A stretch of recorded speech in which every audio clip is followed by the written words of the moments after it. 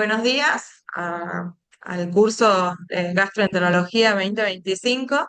Estamos retomando nuevamente las clases debido al receso invernal que habíamos tenido y en esta oportunidad vamos a contar con la participación de la doctora Alina Cerea, quien es hepatóloga y especialista, bueno, en hepatología y hace también trasplante hepático del Sanatorio Allende de Córdoba. Así que muchas gracias, doctora, por su participación y agradecemos que esté aquí con nosotros. Bueno, muchas gracias por la invitación. La verdad que un placer. No los puedo ver porque no sé qué toqué y no los puedo ver, pero bueno, súper agradecida de esto y espero que disfruten este tema de cómo diagnosticamos las hepatitis virales, que es un tema que lo vamos a ver todo el tiempo nos va a aparecer, así que bueno, espero que lo disfruten como yo disfruté armarlo y prepararlo para ustedes. Y qué placer es ser la primera después de las vacaciones. Qué desafío. Bueno, entonces, como decíamos, el tema es cómo diagnosticamos las hepatitis virales.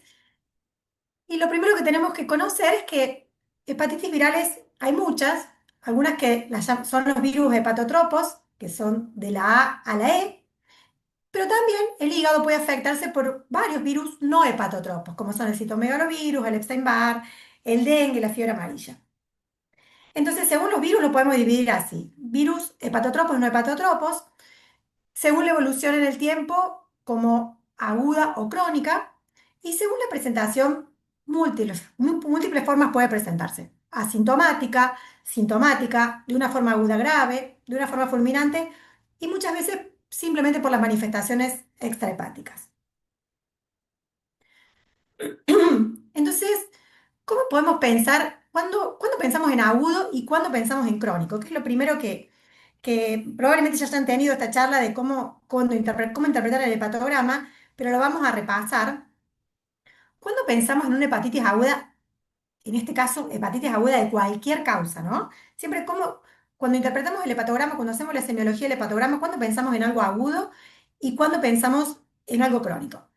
En algo agudo pensamos cuando tenemos transaminasas muy aumentadas, 10, 15, 20 veces el valor normal, que puede haber o no ictericia, que puede alterarse la coagulación y que habitualmente tenemos síntomas acompañantes. El paciente está cansado, le duelen las articulaciones, está con falta de fuerza, con anorexia, con náuseas y consulta por eso. Esos son los síntomas que lo llevan a la consulta.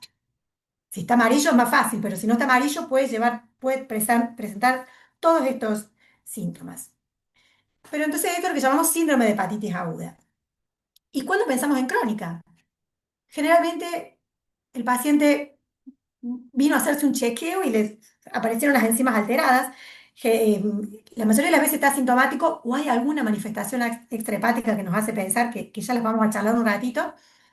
Y las transaminasas están levemente aumentadas, alrededor menor a 100, digamos, como para hacer poner un número. Menor a 100, entre 80, 90, 100, 110, una, unos valores así que no nos hacen pensar en una aguda que tiene alrededor de 800, 1000, 1500. Bueno, y hablando específicamente de las hepatitis virales agudas, ¿qué son las hepatitis virales? Son enfermedades infecciosas que afectan al hígado, producidas por diferentes virus que se multiplican adentro del hepatocito, que lo necrosan y lo inflaman. ¿Mm? Eh, cada virus tiene alguna particularidad, tienen diferencias en cómo se transmite, cómo se incuba y cuál es el periodo de evolución de la enfermedad. Y según eso nos puede orientar un poco en algunos casos. La clínica es bastante similar de las hepatitis virales, a todas estas que hablábamos recién del cuadro de hepatitis aguda, pero hay algunas características que vamos a charlar ahora. Entonces, cuando sospechamos de hepatitis aguda, repasando: transaminasas elevadas, con o sin ictericia, astenia, artralgias. Y acá les hice un checklist de qué tenemos que pedir cuando sospechamos una hepatitis aguda, que es un poco lo que vamos a ir desarrollando ahora. Pero en general, IgM para todo, ¿sí? Salvo para la hepatitis C, que no tiene IgM. Entonces, hablando un poquito de la hepatitis A, es un virus acá tenemos las características, que no vamos a desarrollar todas esas, sino vamos a decir que es un enterovirus que se replica en los hepatocitos, que se elimina por la bilis y está presente en la materia fecal, que se transmite en una vía fecal oral, con un periodo de contagio que va entre 3 y 12 días, desde que empiezan los síntomas hasta que hace el pico de transaminasas. No hay hepatitis crónica por virus A, ¿sí? Y no hay hepatitis mal curada de virus A, que nos dicen los pacientes siempre, tuve una hepatitis cuando era chica mal curado, eso no existe, no hay hepatitis crónica de virus A, es una infección aguda que o resuelve o se complica, digamos, pero no hay muchas más alternativas. Y el diagnóstico se hace con la IgM con la IgM de hepatitis A, que puede durar hasta un año, esa IgM, pero la IgG permanece para siempre. Tiene una clínica muy variada, que la mayoría, como decíamos, la mayoría de los virus agudos se presentan así. En los adultos, hasta en un 70% puede presentarse en forma ictérica y en los niños puede pasar desapercibida como una gripe. Muchos de los que tuvieron hepatitis antes de la vacunación masiva, la tuvieron y nunca se enteraron. Pasó como una gripe, salta en los anticuerpos. Uno le dice al paciente, ¿tuviste hepatitis? No, no tuve. Sí, la tuviste porque tenés los anticuerpos. Desde que apareció la vacunación, marcó completamente un cambio, porque antes en los niños era la principal causa de trasplante, en una evolución fulminante era la principal causa de trasplante hepático. Desde que está la vacunación, eso prácticamente desapareció. La vacunación masiva a todo recién nacido al año, prácticamente, y gracias a Dios desapareció eso. Bueno, entonces, volviendo un poquito a contarles cómo es el curso clínico de la hepatitis A, tiene 4 periodos. Un periodo de incubación, el de pródromos, el de estado y el de convalecencia. La incubación dura más o menos un mes, es desde que se contagia hasta que aparecen los primeros síntomas.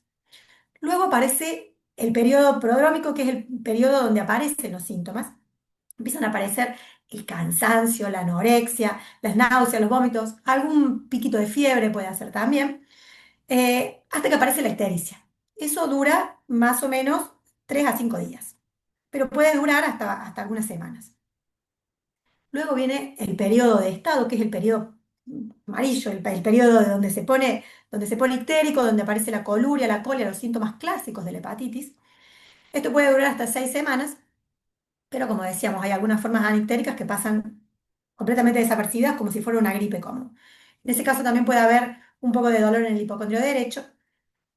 Y luego viene el periodo de convalecencia donde desaparece la ictericia, se empieza a recuperar el cansancio y la astenia, pero se cansan rápido. Eso es lo típico que dicen, que relatan los pacientes. La hepatitis A podemos tener algunas formas clínicas especiales que debemos tener en cuenta. Como les contaba recién, que fue la principal causa de trasplante en los niños hasta la vacunación, puede presentarse con un fallo hepático fulminante. Puede ser también el disparador de otras enfermedades autoinmunes y tiene dos formas que son bastante características y que nos hacen sospechar en estas cuando tenemos la forma bifásica, que es una vez que normalizó el hepatograma, venía bien, normalizó el hepatograma, hace un repique de las enzimas. Las enzimas vuelven a subir y puede presentarse hasta una forma grave. Esto es más común que parezca en las mujeres, generalmente está asociado con más fenómenos autoinmunes y esto puede durar también hasta 12 meses. ¿Eh? Y sigue siendo contagiosa. Entonces, recordar esta forma bifásica, que es muy común en la hepatitis, baja, normaliza y después hace un repique de enzimas. Y la otra es la forma colestásica, en donde evoluciona sigue aumentada la bilirrubina, tiene un cuadro de ictericia, de prurito. En ese caso le agregamos ácido urso desoxicólico que puede mejorar un poco la evolución. Esta generalmente no evoluciona mal, pero da muchos síntomas. En el laboratorio, entonces, las transaminasas bastante aumentadas, 1000, 1500, con fosfatasa alcalina, salvo la forma colestática normal. La bilirrubina, que como dijimos, puede estar o no aumentada. Y lo más importante que tenemos que tener en cuenta siempre en una hepatitis aguda, y lo voy a decir varias veces en la charla, es pedir siempre el tiempo de protrombina, porque eso es lo que nos da la gravedad de cualquier hepatitis, ¿no? De cualquier hepatitis aguda. Si el tiempo de protrombina cae, eso es una señal de gravedad. Bueno, y dijimos que el diagnóstico se hace con IgM para hepatitis A. El diagnóstico es muy sencillo. tenemos formas de prevenirlo a esto. Uno es la inmunización pasiva. Encontramos que había un contacto y queremos prevenir al resto. Se puede poner gamma globulina. La verdad que eso nunca en mi experiencia jamás lo hice, pero está la opción. Pero sí la vacuna. La vacuna se le pone a todos los niños a todos los niños al año de nacer y el calendario se pone una sola vez al año. Una sola vez se pone al año de nacer.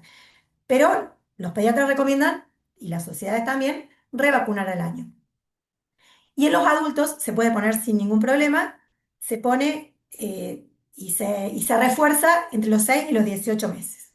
¿Mm? Y tengamos en cuenta que los anticuerpos los va a desarrollar entre 2 y 6 semanas. Esto es importante que tengamos en cuenta.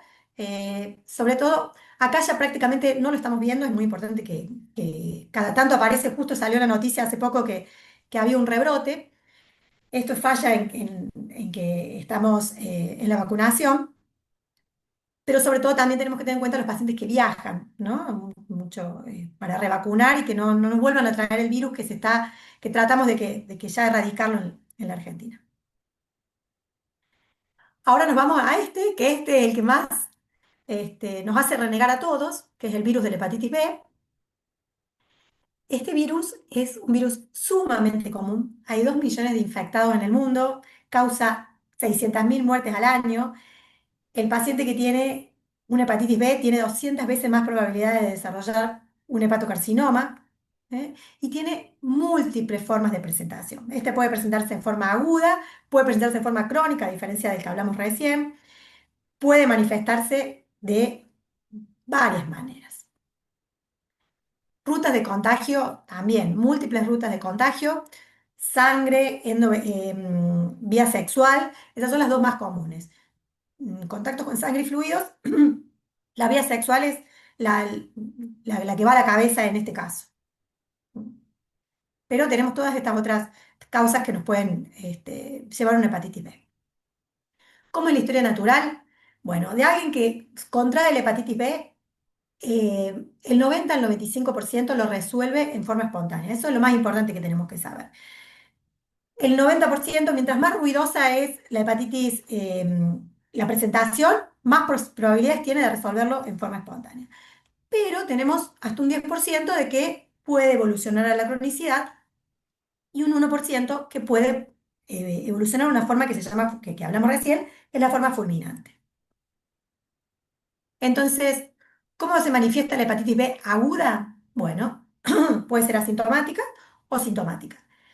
¿Qué produce? Destruye los hepatocitos, pero el daño que produce la hepatitis B no es porque destruya los hepatocitos, sino es porque la respuesta inmune que genera el cuerpo para liberarse de ese virus. En la forma fulminante o en la forma aguda grave, se desarrolla una gran respuesta del organismo intentando defenderse de ese virus y por eso son las principales manifestaciones. No es que dañe directamente como la hepatitis A, que dañe el hepatocito, sino es el cuerpo defendiéndose. Entonces, en la clínica acá tenemos un periodo de incubación bastante más largo, ¿sí? El otro teníamos un mes. Acá tenemos, puede ser desde 45 días, desde un mes y medio, nos vamos hasta 180 días para atrás, ¿eh? Hasta 6 meses para atrás, cuando interrogamos, buscamos la epidemiología. Y tiene una fase preictérica que dura más o menos hasta una semana, donde empiezan nuevamente los síntomas inespecíficos, astenia, anorexia, es bastante marcada la anorexia. Puede aparecer algún rash, dolores articulares, fiebre, que generalmente esto resuelve al aparecer la ictericia. Pero, sobre todo, la astenia y la anorexia sí persisten en la fase ictérica. Los pacientes están una semana sin comer, no tienen hambre y bajan bastantes kilos. Y la ictericia puede durar de 15 días hasta algunos meses. Y luego viene el periodo de convalecencia, donde se resuelve la ictericia, donde empiezan a recuperar el apetito. Lo último que recuperan es el cansancio. Y lo primero que recuperan es el apetito, que es lo que más les llama la atención en el periodo de la fase ictérica. Lo que más los asusta, que no pueden comer durante una semana. Pero uno le tiene que decir, tranquilo, que la semana que viene vas a recuperar esto, si viene todo bien, ¿no? ¿Cómo hacemos el diagnóstico? Bueno, si presenta la ictericia, hepatomegalia levemente dolorosa y raramente pueden tener esplenomegalia y adenopatías. El laboratorio, de nuevo, transaminasas bien elevadas, la bilirrubina que puede tener aumento variable, y volvemos a decir que el tiempo de protrombina es lo categórico que nos va a decir si esa hepatitis viene bien o viene mal. Si la hepatitis viene mal, si el tiempo de protrombina baja de 50%, estas hepatitis evolucionan muy rápido y necesitamos empezar a pensar, eso se llama aguda grave. Cuando una hepatitis baja el 50% del tiempo de protrombina, llamamos hepatitis aguda grave. Si a eso le sumamos encefalopatía, no esperemos la encefalopatía clásica que el paciente se duerme y entre en coma, sino que empieza con alguna desorientación y siempre le tenemos que buscar el flapping, eso se llama fulminante. Tenemos que ponernos en contacto con un centro de trasplante porque ese paciente puede evolucionar mal y muy mal en muy poco tiempo. Entonces, bueno, ahí está marcado lo más importante para que les quede la presentación a que tengamos en cuenta. Bueno, y acá empezamos a zapatear un poco. ¿Cómo interpretamos los marcadores serológicos?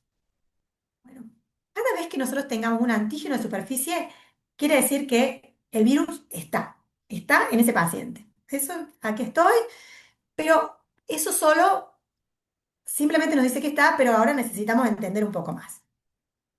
Entonces, siempre tenemos que hacer el anticore. ¿M? El anticore va a permanecer, o sea, eso nos habla de una infección actual que la tiene o que la tuvo. Entonces, ahí empezamos a jugar un poco con los anticuerpos. Si nosotros tenemos antígeno de superficie y anticore, quiere decir que la tiene en este momento. Ahora, si nosotros tenemos, entonces, y el anticore, perdón, puede ser IgM, que quiere decir que es algo agudo que lo está teniendo en este momento, o IgG, que es una infección crónica. Ahora, el E, que significa que el virus está multiplicándose, replicación del virus. Y el anti-E, que es el que neutraliza el E, que dejó de replicar. Y el anti-HBs implica que resolvió, es el anti este, ¿no es cierto? El que neutraliza este, quiere decir que resolvió la enfermedad, pero ese lo podemos ir perdiendo con los años. Vamos a profundizar un poquito más en esto para que intentemos de que no sea fácil. Esta es una diapositiva del doctor Villamil que nos muestra cuáles son los primeros que aparecen. Entonces, lo primero que aparece, apenas aparece una hepatitis B, antígeno de superficie y el antígeno E. Y a las 4 semanas al mes empieza a aparecer el IgM anticore. Y ahí vamos viendo, entonces, ante una hepatitis aguda, tenemos que pedir el antígeno de superficie, el anticore y el anti-E. Perdón, y el E. Entonces, antígeno de superficie, primer marcador que aparece, hace un pico y comienza a descender. Puede desaparecer muy rápidamente, pero también lo podemos tener en una hepatitis B crónica. Entonces, nunca el antígeno de superficie solito. Siempre tenemos que, cuando nos aparece, eso es lo primero que nos aparece, pero ahora tenemos que empezar a interpretar qué más nos puede aparecer.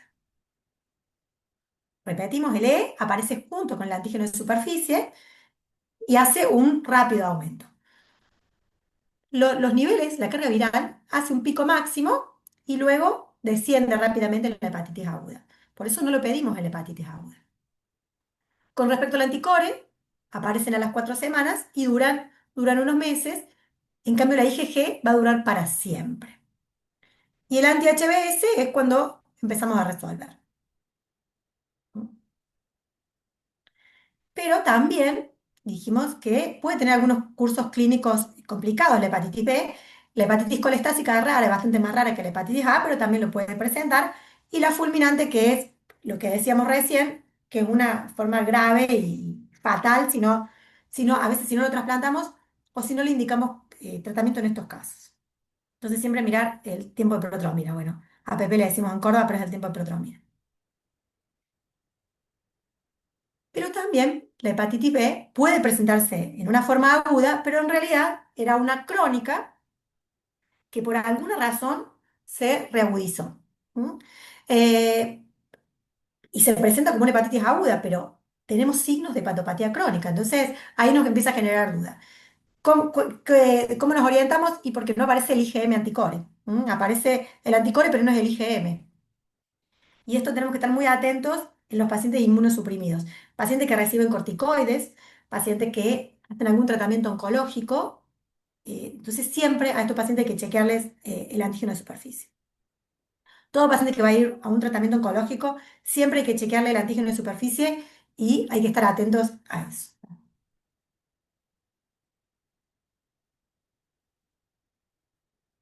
Entonces, en aguda, en general, decimos que el tratamiento no está indicado. El 90% lo resuelven en forma solita, dura más o menos un mes.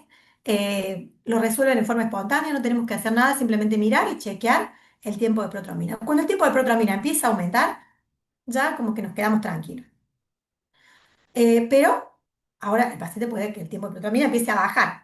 Eso es un signo de mal pronóstico, como decíamos recién, entonces en ese caso sí está indicado empezar el tratamiento antiviral cuanto antes.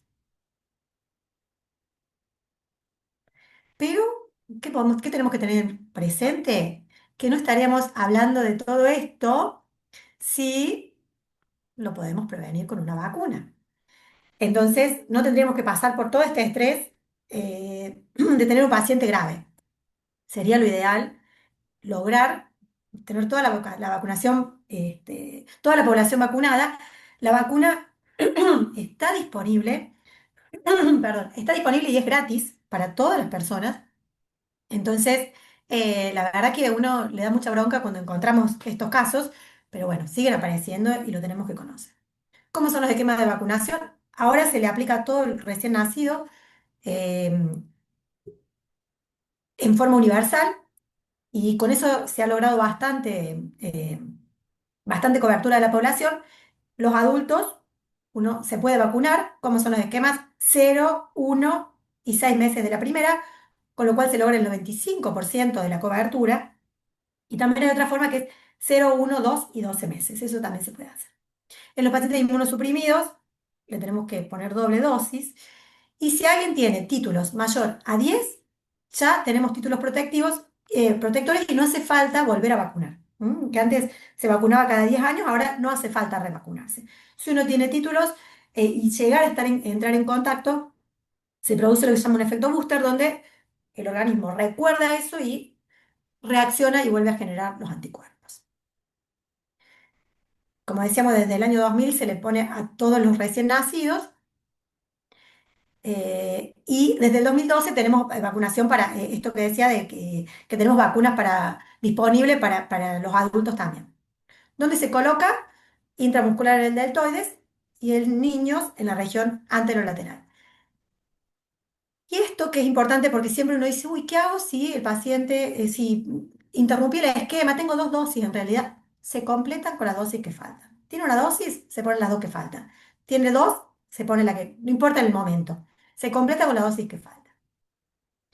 Las pacientes embarazadas pueden recibir, como decíamos, si tenemos títulos protectores, más de 10 no revacunamos. Ahora, si alguien no tiene títulos, directamente se inicia el esquema completo.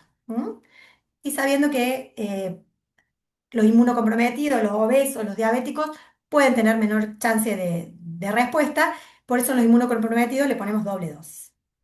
Y se puede aplicar con otras vacunas, sin problema. Entonces, ¿qué pedimos en una hepatitis B aguda? Hepatograma con la protrombina, el antígeno de superficie, la IgM anticore, el E, el anti-E, una ecografía, siempre necesitamos una ecografía en cualquier cuadro, de cualquier hepatitis aguda, cualquier cuadro de hepatitis, eh, en cualquier cuadro agudo de ictericia, y la carga viral no hace falta pedirla en una hepatitis aguda, una hepatitis B aguda. Entonces, repasando un poquito la serología para que nos quede más claro y les puse acá la corchea para que no sea música para sus oídos. Entonces, cada vez que tenemos antígeno de superficie, ¿qué quiere decir? Que tenemos el virus. ¿Mm? El anticore que está o que estuvo. Entonces ahí empezamos a jugar. Anticore, antígeno de superficie, la tenemos. Anticore, antisuperficie, la tuvimos. Antígeno de superficie, antisuperficie, sí, perdón, no sé si dije bien, anticore, antisuperficie, la tuvimos. Ahora, vamos un minuto acá, antisuperficie. Uno la puede tener por dos motivos a la antisuperficie. O porque la tuvo, en ese caso se acompaña de anticore, o porque se vacunó. Anti-HBS solito. Anti-HBS solito. Sin los otros es que tenemos defensa porque nos vacunamos y desarrollamos la defensa, el anticuerpo. ¿Mm? Bueno, IE significa que está replicando y anti-E es que dejó de replicar. Y la carga viral es importante en hepatitis crónica porque nos ayuda a monitorear y a definir el tratamiento. Bueno, entonces hablamos de hepatitis aguda, que el 90% lo va a resolver, pero en hepatología siempre nos complicamos un poco la vida y podemos tener hasta un 10% de pacientes con hepatitis crónica. Esa hepatitis crónica puede evolucionar a la cirrosis y dijimos que tiene 200 más veces probabilidad de tener un hepatocarcinoma. Así que esto realmente es un problema, los pacientes con hepatitis B crónica. Por suerte cada vez lo vemos menos, pero sigue siendo un problema de salud importante. Bueno, esta es una guía que acaba de salir. De hecho, la charla la preparé en julio y decía que era en agosto esto que iba a salir y digo, ay, bueno, muy adelantada. Eh, ¿Cuáles son las fases? La hepatitis B crónica tiene 4 fases. Esto es más complejo para entender, pero siempre en una B crónica tenemos que pedir el antígeno E. ¿M? Y según eso vamos jugando. Si el paciente tiene antígeno E positivo y carga viral alta, pero con transaminasas normales, y sin progresión, eso se llama infección. Acá las fases se dividen E positivo y E negativo, según como tengamos el antígeno E, y en infección o hepatitis. Infección es cuando no tenemos daño, ¿sí? Tenemos lo que antes se llamaba portador crónico inactivo, está ahí, pero está quietito, no tenemos ni que tratarlo, lo tenemos que mirar nomás. En cambio, hepatitis es cuando genera daño, aumentan las transaminasas, tenemos fibrosis avanzada, y en ese caso tenemos que dar tratamiento. ¿M? Entonces, estas fases son las que tenemos que recordar. Entonces, nosotros tenemos, lo que tenemos que mirar en una hepatitis B crónica es, bueno, siempre vamos a tener la presencia del antígeno de superficie, mirar la carga viral, ¿m? Mirar las transaminasas.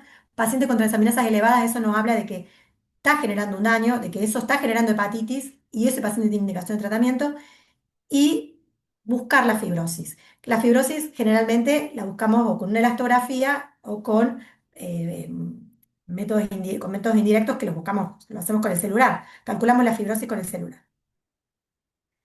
Y esta es cuando tenemos que tratar o cuando no en una hepatitis crónica. Entonces, si el paciente tiene cirrosis y tiene carga viral positiva, no hay duda, lo tratamos siempre. ¿No? Ahora, si no tiene fibrosis avanzada, según qué cantidad de carga viral tenga, es que la tratamos o no la tratamos. Si la carga viral es bajita, si tiene más de 2000 no tratamos, y si tiene más de 2000 tratamos. O si tiene alguna manifestación extrahepática, también tiene indicación de tratamiento. O si son pacientes que tienen alto riesgo de transmitir, no tiene fibrosis, pero tiene alto riesgo de transmitir el virus B, también tiene indicación de tratamiento. La verdad que cada vez estamos tratando más hepatitis B que las indicaciones que teníamos inicialmente, ya prácticamente casi a todos. Pero como concepto, transaminasas elevadas, fibrosis o manifestaciones extrahepáticas se tratan. Ahora, si por alguna razón decidimos no tratar, tenemos que controlar con transaminasas y carga viral cada 6 meses el primer año y luego lo monitoreamos 1 o 2 veces al año. Y siempre testear el E y el anti-E. Obviamente que una vez que desarrolló el anti-E, no hace falta volver a testearlo, ya está, ya lo desarrolló. Y siempre los métodos no invasivos que lo hacemos para valorar la fibrosis. Y recordar que los pacientes con hepatitis B crónica tienen riesgo de desarrollar hepatocarcinoma, entonces siempre tenemos que hacerle el chequeo dentro del screening con buscando hepatocarcinoma. ¿Cómo hacemos el chequeo? Con una ecografía y una alfa-fetoproteína. ¿Cuáles son las manifestaciones extrahepáticas del virus B? Muchas. Vasculitis, artritis, poliarteritis nodosa es bastante común, ¿sí? Glomerulopatías y linfoma no Hodgkin, bastante menos que el virus C. Tenemos tres opciones de tratamiento: el entecavir, que sea 0,5 miligramos al día, el tenofovir disoproxil, ¿sí? Que es el TDF, que lo damos 300 miligramos al día, y lo último que salió, que es, le llamamos TAF, que se da 25 miligramos al día. Lo usamos más cuando hay insuficiencia renal, y la verdad que los tres son súper efectivos, los tres andan muy bien, cualquiera de las tres opciones que tengamos podemos empezar y son muy, muy efectivas. Ahora, el virus Delta. Recordando un poco qué es el virus Delta es un virus defectuoso, ya que no le alcanza para vivir solito, así que necesita sí o sí del virus B. Nunca tiene sentido que pidamos un virus D si no tenemos un virus B, porque no existe solito. Y este se puede contagiar de dos formas. Coinfección, o sea, se transmite de la misma forma que el virus B, ¿no? Y se puede infectar de dos formas. Coinfección, o sea, junto con el virus B, o un paciente que tenía hepatitis B que se sobreinfecta, se superinfecta. La coinfección nos puede dar, los dos virus juntos tenemos más probabilidad de tener una hepatitis aguda más grave y una evolución a un cuadro peor agudo, a una forma más fulminante. En cambio, la superinfección, el paciente que venía con una B y se sobreinfecta con una D, ese tiene más riesgo de desarrollar cirrosis y hepatocarcinoma. La verdad que en Argentina no está muy demostrado que esté circulando el virus Delta. Hay algunos estudios y algunos, pero no está francamente demostrado que esté circulando el virus Delta. ¿Cómo se hace el diagnóstico? También el diagnóstico se hace con PCR. La- las, eh, las guías recomiendan que, perdón, las guías recomiendan que a todo paciente con hepatitis B que hace un flare, que hace un rebrote, deberíamos pedirle un virus delta a ver si no es esto. Nosotros ahora tenemos la población, que si bien decimos acá en Argentina no circula mucho, pero ya el acceso a los viajes son mucho más frecuentes que lo que había antes. Entonces es mucho más probable de que tengamos pronto que empiece a circular. Entonces, un paciente con hepatitis B que nos desarrolla un rebrote, siempre tenemos que tener en mente la hepatitis delta. Bueno, ahora hablando un poquito de la hepatitis E, acá estas chicas son las virólogas del Instituto de Virología de Córdoba, son quienes más estudian y más trabajan con hepatitis E. Eh, Cuando lo preparaban nos reíamos porque justo Feynman había dicho que Córdoba nos sentimos que nos creemos el ombligo del mundo, y bueno, mis hijos se reían cuando yo estaba preparando esto, que decía, seguís diciendo lo mismo que Feynman. Así que bueno, nada, se les quería presentar, son unas diosas que trabajan en esto y saben mucho y trabajan todo el tiempo en esto. Entonces ellas nos han enseñado que el virus E infecta a los mamíferos, a las aves y a los peces, y que tienen varios genotipos. El 3 y el 4 son endémicos y son los que más afectan a los humanos, generalmente por consumo de carne contaminada. Generalmente afectan a los cerdos y son a los que más riesgo tienen de transmitirlos. Es un virus que no lo tenemos mucho en cuenta, pero causa alta mortalidad, sobre todo en los países de altos ingresos. Generalmente da una infección aguda, pero en los inmunocomprometidos también la tenemos que tener en mente porque nos puede causar una infección crónica. ¿Cómo se transmite? Por vía fecal oral, parecido a la hepatitis A, pero también, y como decíamos, bastante por la carne, generalmente por la carne de cerdo, y también tenemos otra vía de transmisión como la perinatal, la vertical, por hemoderivados o la ocupacional. Tiene un periodo de incubación entre 2 y 6 semanas y el virus se elimina rápido, una semana antes del inicio de los síntomas y hasta 6 semanas luego de la finalización por materia fecal. como es un enterovirus, también se elimina por la materia fecal. Bueno, eh, en esta guía, también esta es la guía de la Sociedad Europea, en donde nosotros, cuando sospechamos del virus E, ¿cómo hacemos el diagnóstico en un inmunocompetente? Con la IgM. La pedimos. En la guía recomiendan que a todo paciente que tiene una hepatitis aguda le pidamos hepatitis E, porque está dentro de lo que a veces nos quedamos sin el diagnóstico porque en realidad no lo buscamos, pero está circulando y circula mucho. Esas chicas que les presenté demostraron que, al menos en Córdoba, circula muchísimo. Entonces, circula, hay mucho en las cloacas, entonces está presente, pero a veces no nos pasa desapercibido. Entonces, en los inmunocompetentes hacemos la IgM anti-E, ¿eh? Si es positivo, hepatitis aguda, generalmente resuelve solito, pero tenemos que tener cuidado en enfermedades crónicas preexistentes, que puede detonar un agudo sobrecrónico. Presentamos un caso y lo publicamos de un paciente, un cirrótico que hizo una E y hizo un evento agudo sobrecrónico, terminó trasplantado eh, porque se descompensó completamente su hepatopatía que más o menos venía andando. Así que siempre la tenemos que tener presente también. ¿Eh? Y en los inmunocomprometidos, por ahí no nos alcanza la IgM, entonces a ellos sí ya tenemos que pasar a la PCR. ¿Mm? Y recordar que estos pacientes, ahora vamos a ver, pueden presentar manifestaciones extrahepáticas.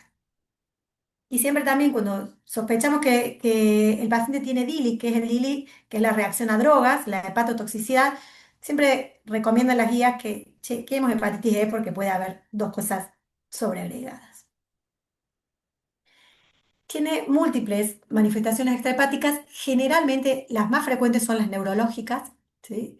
El doctor Ortiz, que es mi compañero, tenía un paciente que había hecho una neuritis y la verdad que la trató con ribavirina, esposa de un oftalmólogo, una neuritis en el nervio óptico, y la trató con ribavirina y la paciente anduvo muy bien. Pero tenemos múltiples complicaciones neurológicas. Cuando vemos una hepatitis y parálisis facial, alguna mielitis, un Guillain-Barré, cosas que no nos cierran, siempre pensemos en el virus E porque es el que más manifestaciones neurológicas nos da. Y después hematológicas, renales, pancreatitis, puede dar múltiples causas del virus E y no es un virus que lo tengamos tan presente y tan en cuenta y tenemos métodos muy sencillos para diagnosticarlo. Simplemente hay que buscarlo.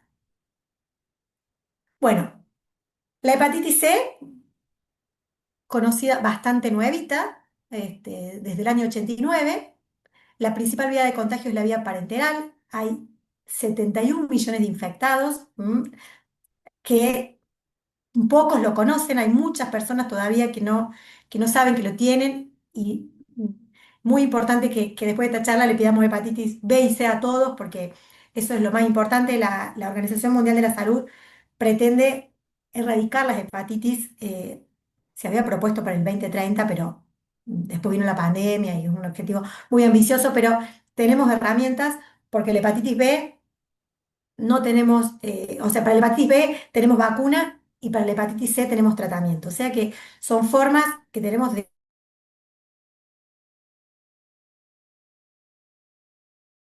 simplemente que la tenemos que buscar. Al revés de la hepatitis B, el 80% de esto se va a ir a la cronicidad, ¿sí? Que se agarra hepatitis C, se va a ir a la cronicidad.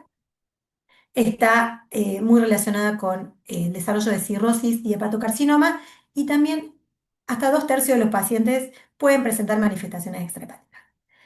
Hasta que vinieron los tratamientos efectivos, que son en el 2015, era la principal causa de trasplante. En nuestra lista de trasplantes, la mayoría de los pacientes se trasplantaban por hepatitis C y con la inmunosupresión andaban muy mal y se retrasplantaban y seguían andando muy mal y fallecían.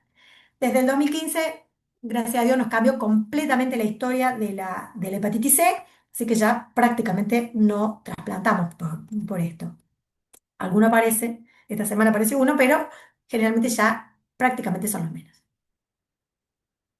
Y esto es lo más importante, que la mayoría aparecen al lado.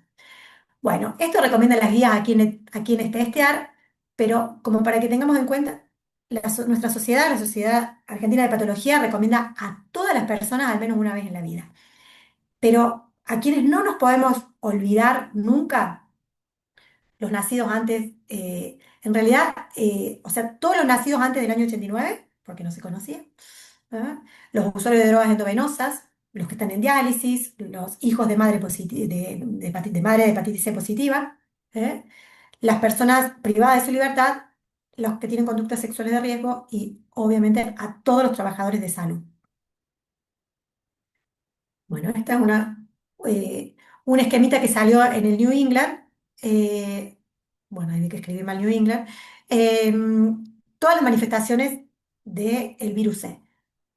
Como ven, puede afectar todo, prácticamente todo el libro de medicina interna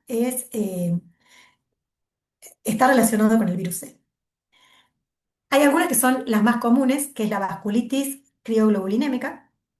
El linfoma no Hodgkin está muy asociado, el linfoma no Hodgkin, al virus C. Y la depresión, los pacientes están muy relacionados, sobre todo, como les decía antes que veíamos, muy asociado a la depresión y la porfiria cutánea tarda. Todos estos están muy francamente asociados, siempre los tenemos que buscar. Después hay otros, como la diabetes tipo 2, que es un poco más difícil porque hay tanta prevalencia de diabetes que eh, es poco, es más difícil asociarlo, pero sí tener en cuenta siempre que tenemos que buscar la hepatitis C en cualquier cosa que no nos cierre. Inclusive en esto, enfermedad isquémica vascular coronaria también está asociada a la hepatitis C. ¿Cómo hacemos el diagnóstico? Muy fácil, muy sencillo. Le pedimos una serología, una ELISA para hepatitis C. Si es positivo, ¿qué es lo que tenemos que hacer? Pedir una carga viral. Porque lo primero que tenemos que saber es si nuestro paciente está dentro del 80% que fue a la cronicidad o dentro del 20% que resolvió solita. ¿Eh? Si la carga viral es negativa, se acabó el problema, se acabó la consulta, hepatitis C resuelta, ya no tenemos que ver con eso. Ahora, si es positiva, acá empezamos con qué es lo que tenemos que hacer, saber qué grado de fibrosis tiene nuestro paciente. ¿Cómo hacemos el grado de fibrosis? Con elastografía si la tenemos, y si no, con aplicaciones en el celular, que es el APRI o el FIB4, que lo buscamos en el MedCalc, y ahí cargamos los valores, que son transaminasas en plaquetas y edad, y con eso nos dice si el paciente tiene o no fibrosis avanzada. ¿Mm? Tengamos en cuenta que ahora, si nosotros tenemos una hepatitis aguda, ¿sí? Y le pedimos el anticuerpo y es negativo, tengamos en cuenta que si nosotros tenemos una epidemiología positiva, el paciente se hizo un tatuaje, el paciente tuvo alguna conducta de riesgo, no nos va a aparecer hasta el mes y medio, 2 meses, no nos va a aparecer el anticuerpo positivo. En ese caso, si tenemos un fuerte sospecha epidemiológica, debemos pedirle una PCR para virus C. Bueno, dijimos que desde el 2015 nos cambió la vida completamente con el tratamiento y las guías dicen, y la recomendación en general es que todo paciente que tenga virus C tiene indicación, con carga viral, tiene indicación de tratamiento.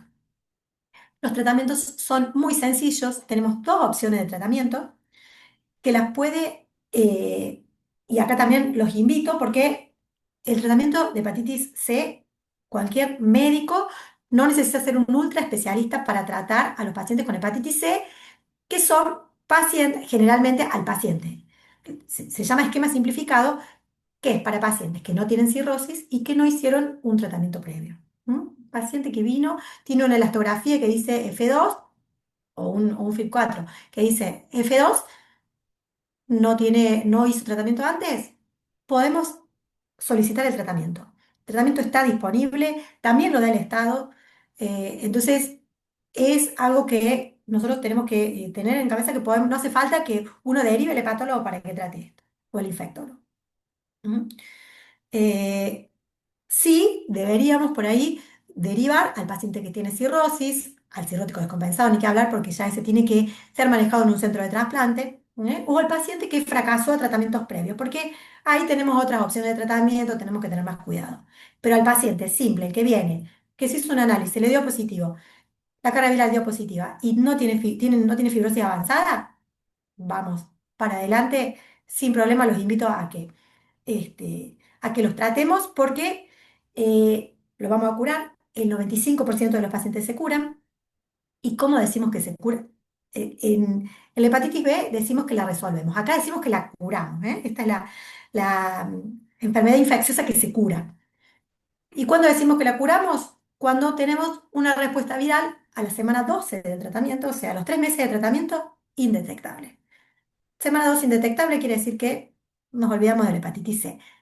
Nos olvidamos de la hepatitis C si tiene fibrosis baja. Ahora, si el paciente tiene cirrosis, siempre tenemos que, acá me meto en otro tema, hacer el screening de hepatocarcinoma, ¿no? Si el paciente tiene una fibrosis avanzada, siempre tenemos que cada 6 meses buscarle que no desarrolle un hepatocarcinoma porque sacamos el virus, pero no sacamos el grado de fibrosis, más allá que pueda revertir algo, pero la cirrosis cuando está puede desarrollar hepatocarcinoma.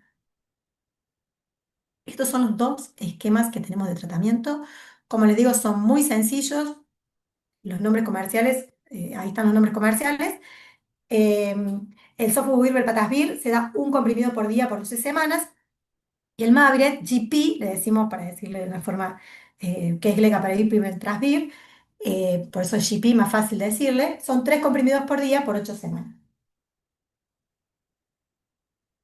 Este es el esquema simplificado que decimos. Y ya un poquito para ir terminando, habíamos dicho que tenemos virus que no son específicos de la A a la E, que van a afectar directamente al hígado, pero que le pueden dar un toque, ¿sí? Que los vemos también en la práctica, que nos pueden dar este compromiso hepático. El bastante frecuente, el citomegalovirus, con una presentación muy similar a cualquiera de las otras, a astenia, anorexia, pueden ponerse amarillitos. ¿eh? ¿Cómo se hace el diagnóstico con IgM? Generalmente está precedido con un cuadro de vías aéreas superiores. ¿Cómo se hace el diagnóstico? Con una IgM para citomegalovirus en los pacientes inmunocompetentes, en el común que viene al consultorio. Ahora, en los inmunocomprometidos, ese es otro cantar, nosotros lo vemos bastante en los pacientes trasplantados, pero a ese paciente hay que hacerle una PCR, ese es otro cantar. Pero el común, el que se va a ver es un paciente con un cuadro también, siempre lo tenemos, si se acuerdan del checklist, lo tenemos dentro de lo que tenemos que chequear en las hepatitis agudas. Justo la semana pasada vi un citomegalo. Epstein-Barr, ¿sí? El virus de la mononucleosis, generalmente tiene nodinofagia, faringitis, poliadenopatías. ¿m? Este es más característico que tengan hepatoesplenomegalia, ¿sí? Y este también es más característico con relación al citomegalovirus que tenga, si bien tiene una presentación más hepatocelular, perdón, puede tener una forma más colestásica. Más FAL y GGT, cuando tenemos más FAL y GGT pensamos más en Epstein-Barr que las otras, ¿no? Y si recordamos estos pacientes, como empezaron con una faringitis, se le dio amoxicilina y desarrollaron un rash. Eso nos tiene que hacer orientar en pensar en Epstein-Barr. Y el diagnóstico, ¿cómo se hace? Por IgM para Epstein-Barr. Estos virus la mayoría de las veces resuelven solitos, hay que esperar que hagan el ciclo de 7 a 10 días, y después lo resuelven solitos y no tienen más complicaciones, la mayoría de las veces. El herpes tipo 1 y tipo 2 también es un virus que nos puede dar compromiso hepático. Hasta en el 50% de los casos aparecen las aftas, ¿sí? Las vesículas, las ulceraciones, que pueden aparecer en la región orofaringia o en la región genital. Estos también presentan aumento de transaminasas y trombocitopenia, y en forma muy rara, sobre todo en inmunocomprometidos, sí pueden tener una evolución muy grave. Como es el diagnóstico con IgM, también para herpes, y en caso más grave necesitamos hacer una PCR. La diferencia de los otros, este tiene tratamiento antiviral, que es el aciclovir.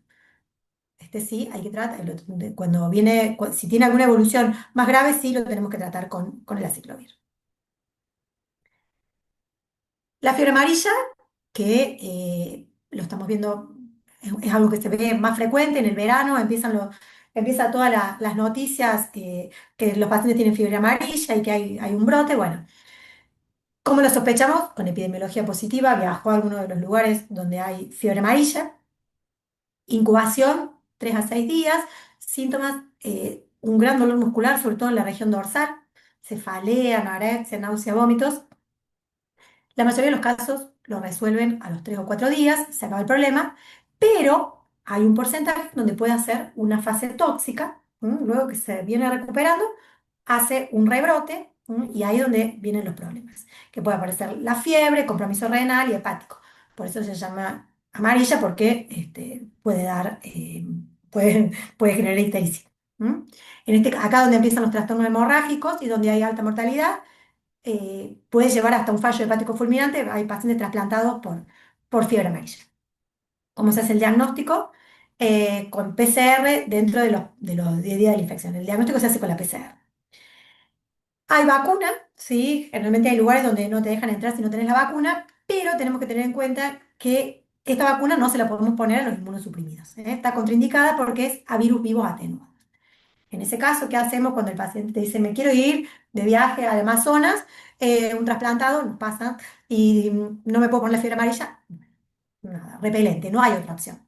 Mucho repelente porque es la única posibilidad que tiene. Y el último, el dengue, que también lo tenemos, no sé cómo les va en Salta, pero nosotros nos va muy mal. Este año nos fue mejor en Córdoba, pero el año anterior nos fue muy mal con el dengue. eh, Transmitido también por el mosquito, por el Aedes, aparición súbita de fiebre, fiebre bifásica, cefalea, mucho dolor retroocular, muchas artralgias, muy, muy tirado. El paciente está muy, muy sin falta de fuerza, mucha mialgia. Eso es lo primero que aparece, luego aparece el rash cutáneo. Y en el hígado, ¿qué puede presentar? Desde una leve alteración, la mayoría de los pacientes hacen una alteración en el hepatograma, hasta una franca alteración, y plaquetopenia. Estos tienen alteración del hepatograma y plaquetopenia. Me pasa todo el tiempo en el consultorio donde vienen pacientes que vienen con un laboratorio de febrero, marzo alterado. Yo digo, no tenía fiebre en ese momento. Siempre lo primero que pienso, dengue, porque en febrero, marzo siempre, siempre hay dengue acá.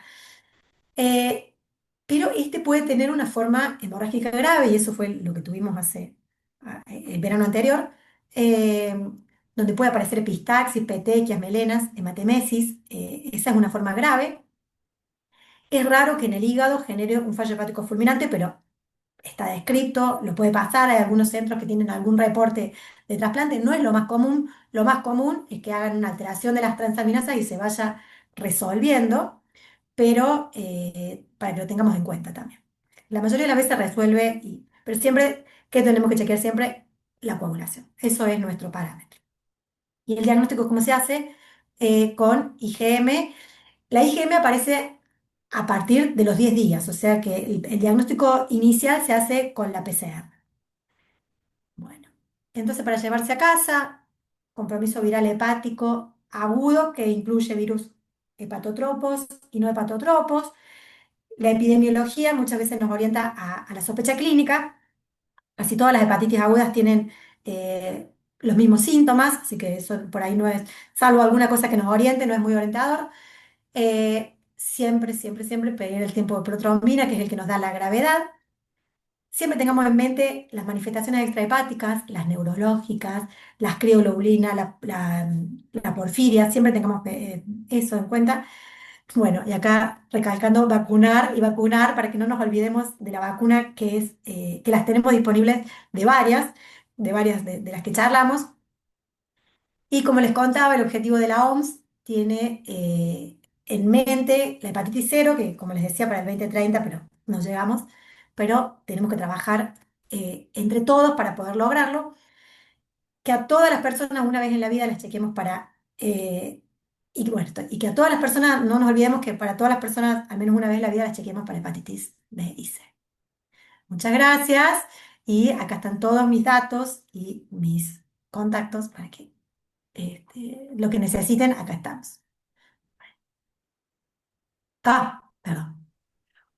Muchísimas gracias. ¿Cómo está? Ahí me, ahora sí, ahora ya tengo luz de nuevo. Muchas gracias, doctora. La verdad que súper claro.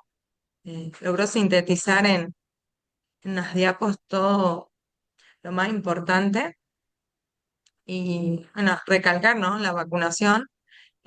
Siempre importante derivar al vacunatorio, chequear que tengan las vacunas completas, que a mí me pasaba principalmente en el consultorio que me dicen, no, porque te necesito el pedido médico y actualmente ya No eso hace es falta solo pedir una médico. excusa, digamos. Sí, no, les quería contar si tengo, no sé si tengo, cómo vengo con el tiempo. Nueve, clavada. Solamente quería contarles un casito rápido de que nos pasó el año pasado. Un paciente de 75 años. Si puedo, tengo un minuto para contar. Sí, sí, sí, sí. El año pasado nos pasó un paciente de 75 años que llega a la guardia histérico. Bueno, 75 años uno no pensó en hepatitis B, pero le pedimos y era una hepatitis B aguda. 75 años ya no lo consideramos para trasplante, no tenemos posibilidad de considerarlo para trasplante porque esos pacientes empezó, el tiempo de protrombina empezó a caer, entró con 50, 45, 30, terminó en 18 y no le pudimos hacer nada. Ante nuestra vista, falleció.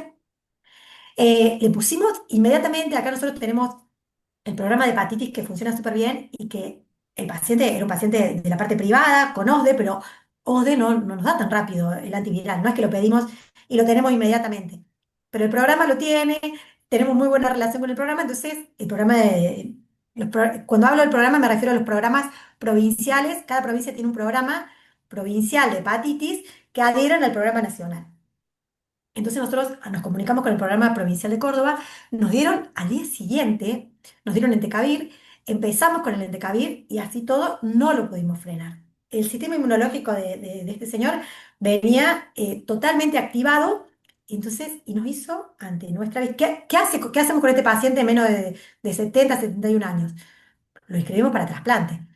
Pero este paciente de 75 años era demasiado para el trasplante, así que nada, ante nuestra vista vimos cómo se venía pagando, cómo hizo todo el desarrollo de la evolución de un paciente con un fallo hepático fulminante.